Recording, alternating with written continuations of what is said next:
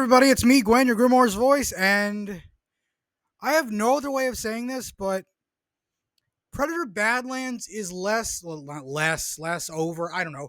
It's practically a month away, so I figured, why not make a Predator video series? I was going to do this for Sonic 3, but a lot of crap got in the way, so I'm buckling down for this. Why? Because it's Predator. And Predator is my second favorite movie of all time, tied with Transformers for my favorite science fiction franchise of all time. Moving on.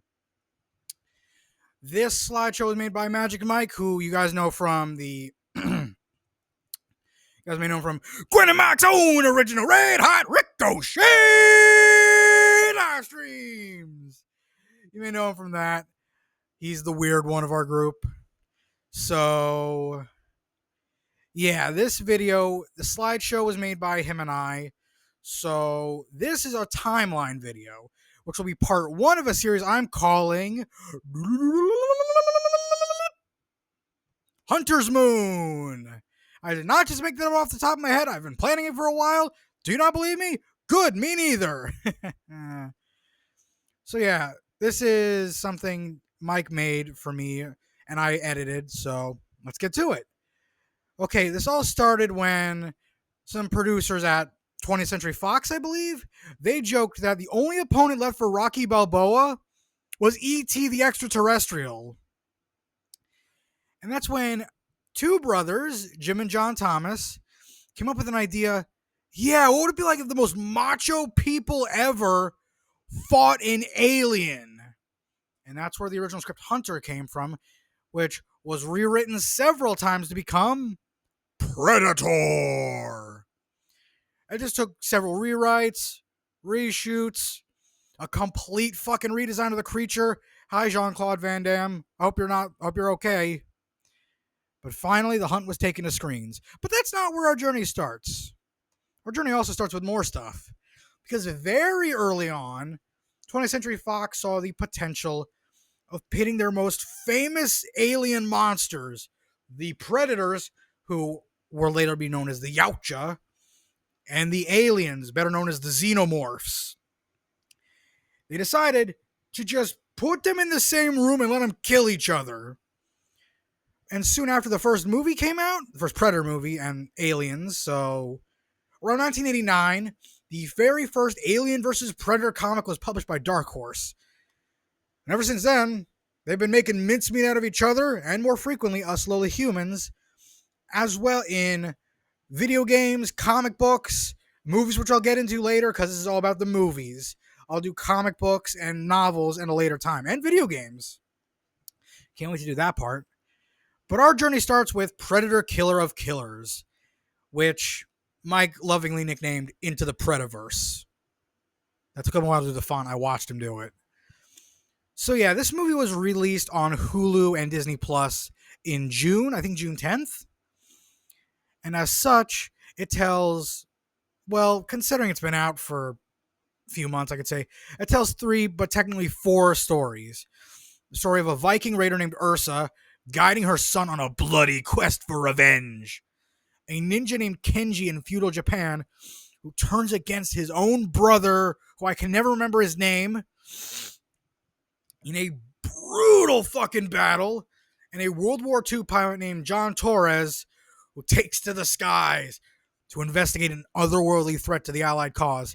Secretly, it's a Predator Sky Baron, which is what I call them. But when all these, they're all killers in their own right, but now they're merely prey for their new opponent, the ultimate killer of killers.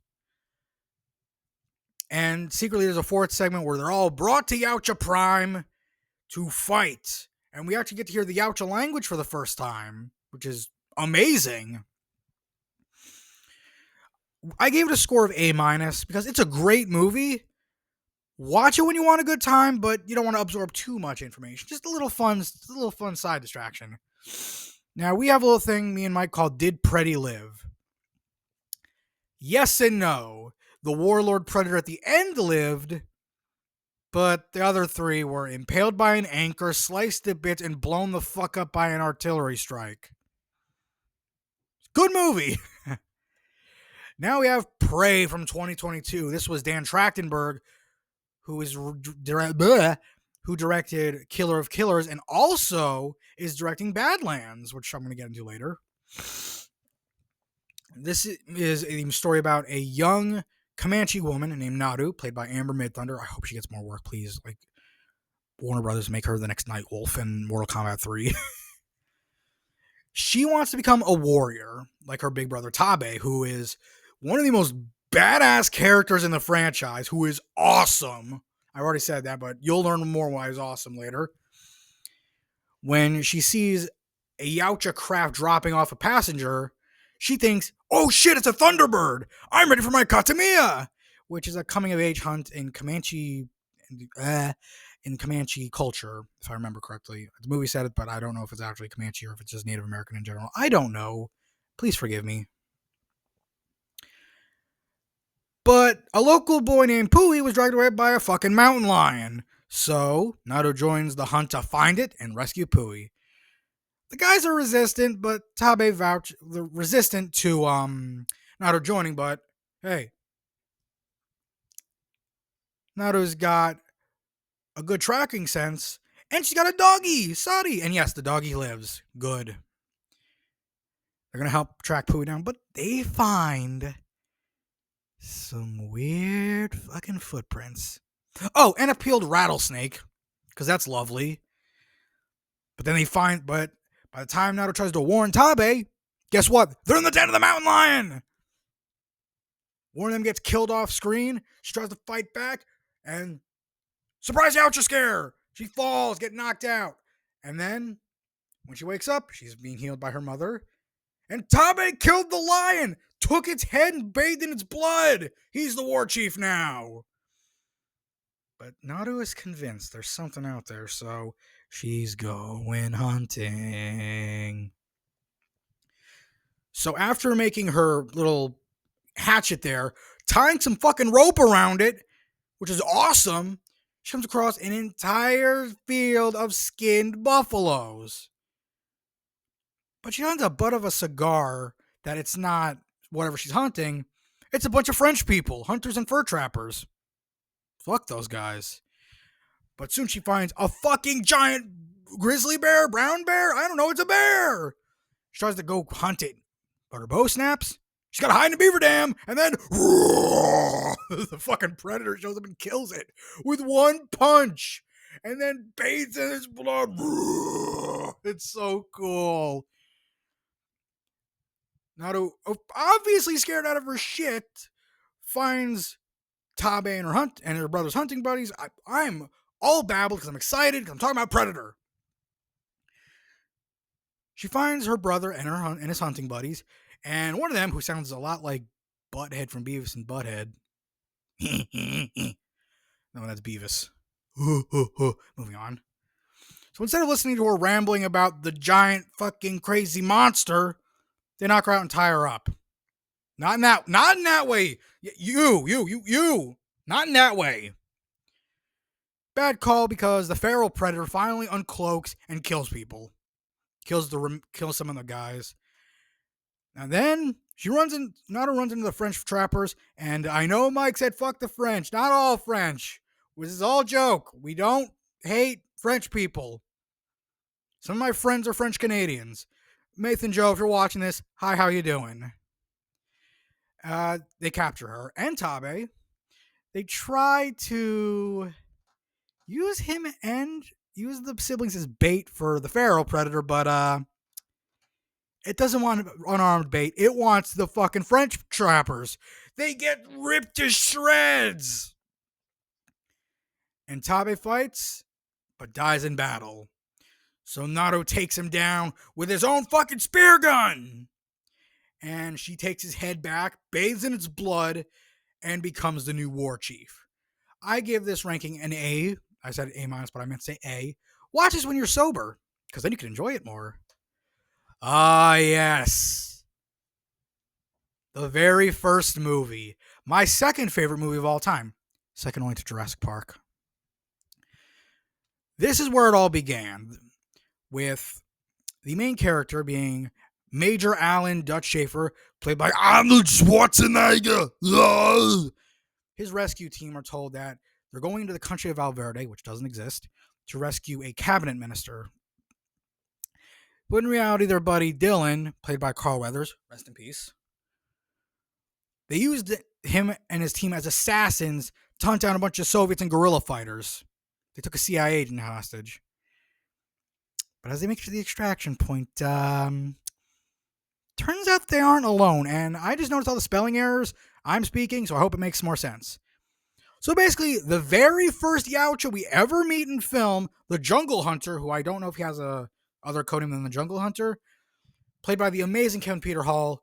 Rest in peace, buddy. You're one of the greatest hunters of all. You are the greatest hunter of all. Who am I kidding?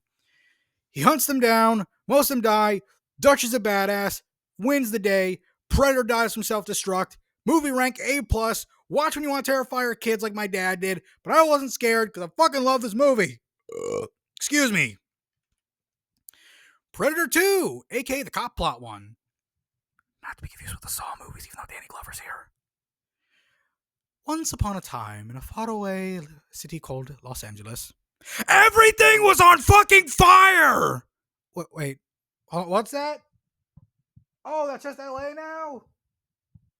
Sucks to be those guys. Sorry, Rhett and Link. Anyway, an officer played by Danny Glover, Lieutenant Mike Harrigan, trying to take down a bunch of crime organizations, including Jamaican voodoo people and Colombian cartel members. And then the city hunter right there, his name is Ghost, we call him. He shows up, slaughters all the gang members. Thanks, Ghost. And I almost said Dutch. Eventually, Mike runs into, not Mike, the guy, my friend, Mike Harrigan, who I was already mentioning earlier. I probably should have said that. He goes after him, but runs into the Otherworld Life Form Agency, OWLF, led by Gary Busey's character, Peter Keyes. I was getting confused with Sean Keyes, who's his son, played by his actual son, Jake Busey. Moving on. Eventually, after slaughtering a lot of OWLF members and a few people on Harrigan's precinct, including Bill Paxton, which makes him the only guy who's been killed by all three. Lance Henriksen wasn't killed by a Xeno, technically. He died on his own. Neither was Michael Biehn. He was killed by a Terminator. He was killed by a Yautja. If we take Colonial Marines into account, maybe he wasn't killed by a Xeno. Moving on.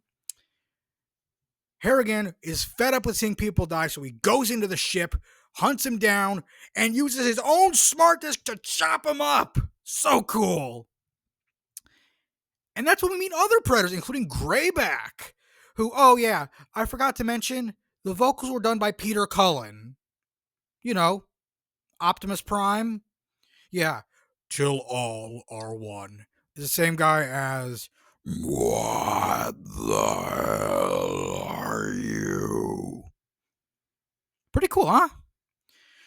Now, does Ghost live? No, he dies in a duel with Harrigan, as I already mentioned. Movie ranking, B-. Watch when you're pretty drunk, or if you're like me and you just like the movie. Oh yes, Tattoo Snowy Hell time. Alien vs. Predator 2004. This is when the Weyland Corp, not yet merged with Yutani, they find an ancient Antarctic pyramid, which may be the first pyramid ever built, but they soon find it's a proving ground for Youngblood Yautja. And yes, this movie is PG-13, so it's violent, but not normal violent. And everybody says that Lex, the lone human survivor, and Scar, the last Yautja survivor, they're a couple? Okay, teach their own. I like it. Now, fun fact, this was the first Predator movie I ever saw. And I like it. Yeah, surprising. I like this movie. Now, do they live? Nope. Older brother Chopper is killed. Middle brother Chopper is killed by Grid, who is a xenomorph. So is big brother Celtic. Scar survived, but died to the Queen Xeno at the end. Also, he was harboring a chestburster that became a Pred alien. Big uh-oh. Ranking C+. Watch it when you want to introduce your family to these guys, like my father introduced it to me. Oh yes. Requiem. AKA, you can't see shit dying in this movie. So the Pred alien that busted out of Scar's chest crash landed the ship in Gunnison, Colorado, creating a fucking infestation. So what happened next? They sent Wolf, one of the most badass Yautja in the series, and possibly, until Badlands, the most badass Yautja seen on screen. Now, of course, some annoying humans are caught in the middle because basically a CW show in the middle of this. But you can't see shit because there's no lights on set! And does Wolf live? No. They drop a tactical nuke on the fucking town. Huh? Ranking? F+. It's okay if you really want to watch just the wolf scenes. But I'd say watch it when they finally make this movie bright enough to fucking see. There's a few on YouTube that I recommend, but other than that, skip it. Predators! Yes! And Mike made that tab. This was a fantastic return to form when a group of the fiercest killers on Earth, we're talking soldiers, mercenaries, yakuza, drug cartel members, serial killers, they're dropped onto a Yautja game preserve and they're being hunted by not just regular Yautja, they're from a subspecies that we call super predators. Oh, and a veteran survivor of that planet, Lawrence Fishburne, playing pilot. Yeah, he betrays everyone else. Now, do the three main super predators survive? Nope. Tracker goes boom. Falconer gets sliced by the samurai in the Yakuza duel. And the captured predator gets his head cut off. And then Berserker gets his head cut off. I'd say it's a C+. Watch this when you want to watch the original, but you can't find it anywhere. Do I really have to talk about 2018? Do I have to talk about 2018? Okay, fine. I hate 2018. The Predator 2018 is the worst movie I've seen in my life. I know some people like it, but I hate this movie. Mike made a subtitle, the worst movie Gwen ever saw, and I made a subtitle, the biggest Eostepauk to us. Do the Predators live? No. The fugitive gets his spine ripped out by the stupid CGI Predator, and the CGI Predator gets blown up, shot, and ripped to shreds. Thank God, this movie sucks. Ranking? No. And that leads us to Badlands, the next movie in the series, which is due for release next month. But what do we know about it? Well, as you can see right there, I know the text is obscuring it. That is Deck. He is a young predator, which, by the way, yes, they're finally giving them actual names. Deck is on a hunt, his first hunt, to a dangerous planet, the Death Planet, as the Yautja call it. Not only is this his first hunt, it's his last chance to find a place in his clan. And to gain the love and respect of his father, who is the clan's leader, Nor.